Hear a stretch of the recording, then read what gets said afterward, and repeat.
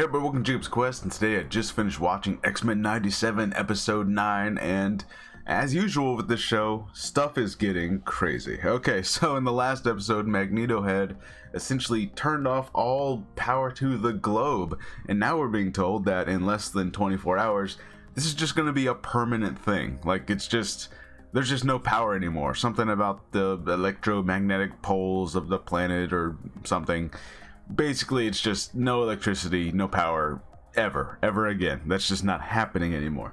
And, you know, obviously, humans not happy about that. So we already see, like, humans going against mutants, and mutants, like, having to retaliate, and it's a mess, right? Like, Jubilee and, what's his name, are getting chased down the street by a group of humans, you know, and Storm has to come and rescue them, and things are tense right now, you know, and Xavier's back finally, and people are not so happy with Xavier, especially because, you know, like, he kind of faked his death. Now, one thing I will say, the show has yet to really go into why did they bother to fake his death? Why not just say, like, oh, he was injured and he's getting help? Like, why did they do the whole thing where we're going to tell the world he died and we're actually going to go through with his last will and testament and give the school to Magneto? Like, what? Why fake his death? I don't really fully understand that part. Like, was it really just to get sympathy with the world, and that way, like, they'd be nice to mutants? Was that really the plan? Because I don't know. That's just an interesting plan. If that's really what it was, and they have yet to really fully explain why, you know. But in any case, Xavier's back. And people are kind of upset, like, hey, you know, well, the president's upset because he lied.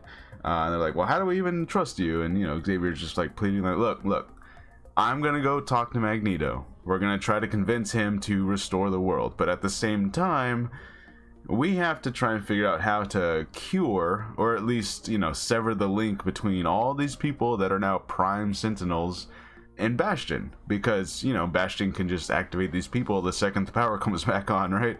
So we kind of have two problems here, you know. Like, one, the humans are going to hate mutants forever because we turned off the power of the world forever, or two, we activate the world again, but then we still have the Prime Mutants and Bastion and all that craziness to deal with. So it's like, we know we got several problems to solve. So we have well, first, Magneto shows up at the school, and he's got his big asteroid M, which, does he just keep that thing, like, in orbit somewhere? Like, does he just, like, I'm just gonna, like, put this on the moon, and I'm just gonna wait until I need an asteroid, and then I'll have an asteroid again.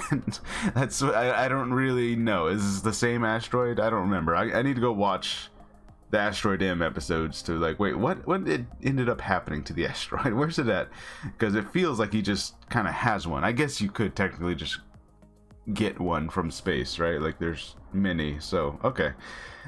Anyways, he shows up, and, you know, he makes his offer to the X-Men, being like, hey, you know, we had peace, we tried it his way with Genosha, everything was awesome, and of course, like I always said would happen, the humans, you know, genocide, right? So, like, Rogue and not Pyro, it's not Pyro, is it? The guy, the kid, Jubilee's boyfriend, the guy, Roberto. Anyways, he ends up joining them along with Rogue. You know, so Rogue's done, right? Which makes sense, right? Like, she's gone on this whole journey here. It makes sense for her character to just be like, you know what? I'm on Team Magneto now. I'm tired of these people, right? And it does say something about, like, you know, Magneto and Rogue actually being there in Genosha, seeing everything happen, and then coming to this conclusion, you know, whereas the rest of the X-Men, they weren't there, you know? So, like, I don't know, you know, they have a point, right? Anyways, so basically they're just gonna let this be the way it is. They're gonna let the clock run out, and then it's permanent now, right? And then I guess the mutants could probably just take over from there if humans don't have any power anymore, like literal electricity. And so, of course, we basically have the X-Men splitting into two teams now. So we have one team that's going to go to the mountains and try and take care of Bastion and shut that whole thing down. And then we have the other team that's going to go to Asteroid M and try to talk Magneto into letting the Earth have power again. And a lot of stuff happens here. So obviously, we get some great animation and some awesome action. Just some amazing sequences from everywhere, right? Storm is back, and electricity and hurricanes and all that. It's awesome. It's wonderful. You know, like, this is the kind of stuff that, like, I could just watch this over and over and over again.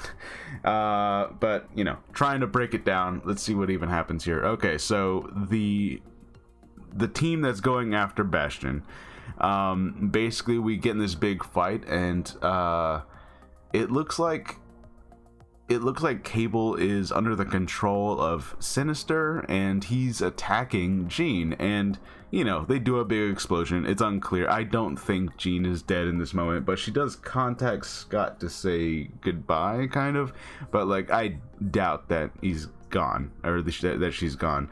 And also, what is Sinister's powers? I know that he's like a genetic, you know, freaky guy he's done a lot of experiments on himself, but this episode he's turning into like a shadow guy. He turns into like a shadow form, and he crawls all over the floor, and I'm like, what do you do? It's very unclear to me. I need to look this up. I need to figure out more about Mr. Sinister, because like, I don't understand what your power set is exactly. Like, you're like a geneticist experiment guy, but then you're also like a shadow creature kind of thing, I guess. I don't know. He's a freak. He's real weird. Mr. Sinister's a weird guy. Anyways, so you know, they're fighting all these Sentinels. They're doing the whole thing.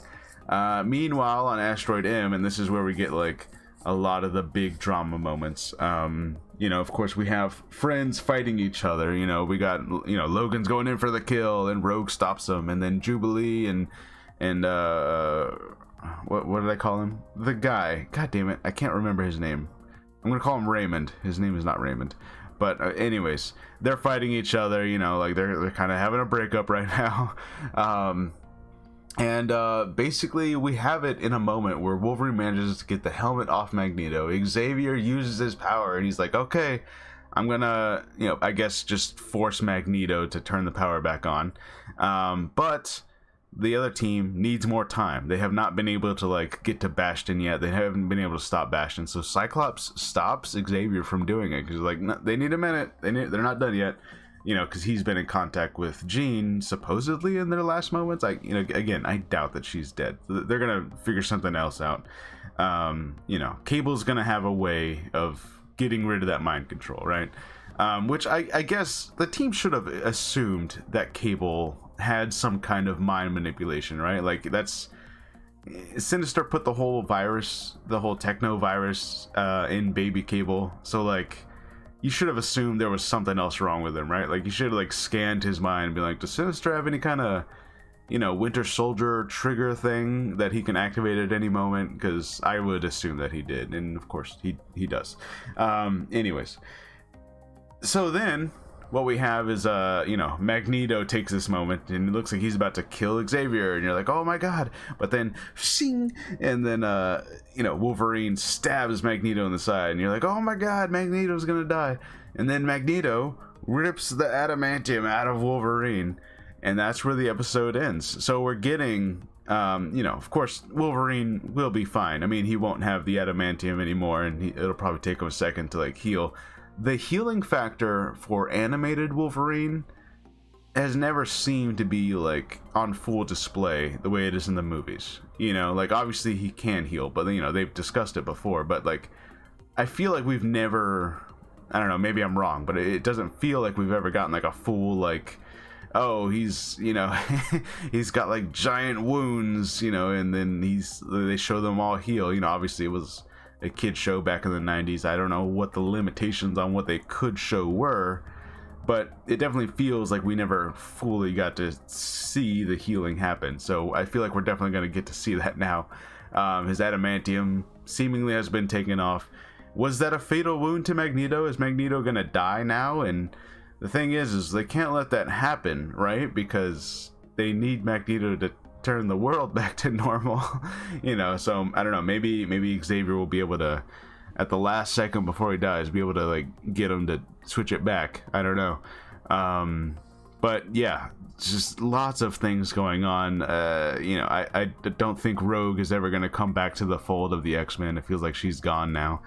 And they still have to find a way to sever the link between Bastion and all these Prime Sentinels. But even then, like they discussed in the episode, like the Prime Sentinels are still going to be around. They're still going to be a thing. And that's a problem because, like they said, these people hated mutants even before they became under the control of Bastion. Like, that's why they volunteered for this experiment,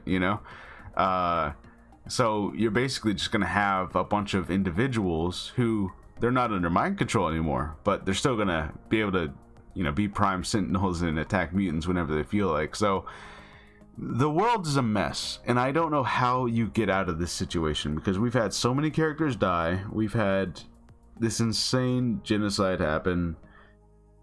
And I don't know, like it feels like this.